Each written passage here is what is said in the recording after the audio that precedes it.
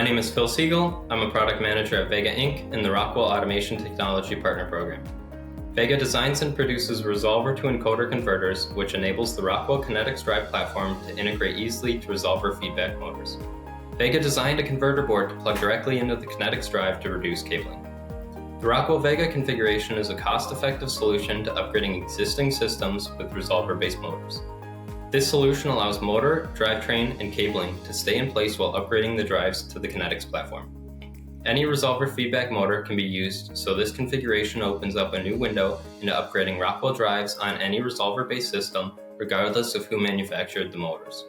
Besides upgrading existing systems, the Rockwell Vega configuration also opens up a window into new applications where resolvers are required.